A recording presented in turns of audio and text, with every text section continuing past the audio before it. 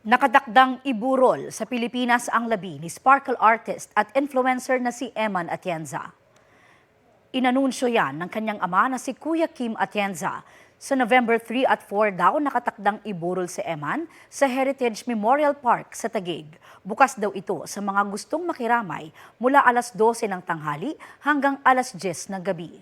Noong October 22, pumanaw si Eman sa edad na 19.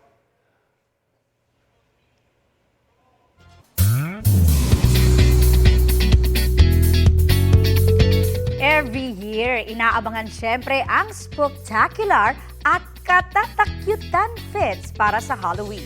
Para sa entry ng ilang netizens at kapuso stars, narito ang latest.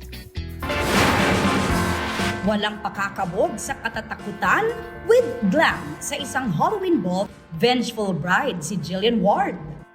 Ang Batman villain si Kailin Alcantara at si Michelle D bilang clown in red and black. Black Witch si Mika Salamanca. Si Roxy Smith ginawang inspirasyon si Galinda ng Wicked. Inid ng online series na Wednesday, pati ang Fate of Ophelia look ni Taylor Swift. Trick or treat is in the air. Sa dinalupihan Bataan, Gina G, papabata o matanda, may nagbihis donut pa. Ang isang netizen pinaandar ang pagka-creative online. A for effort kung manakot si Mini Sadako.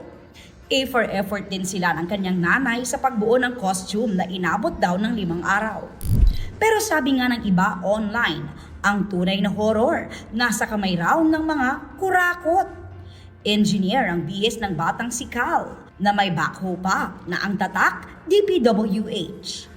Ang kahulugan pala niyan, Department of Paranormal Witches and Hauntings, na nasa likod daw ng mga ghost projects. Aubrey Carampel, nagbabalita para sa GMA Integrated News.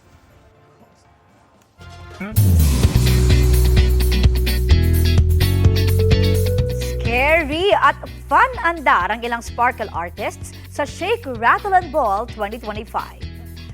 Kabilang sa mga naki-fun sa Once Upon a Time theme si Michelle D.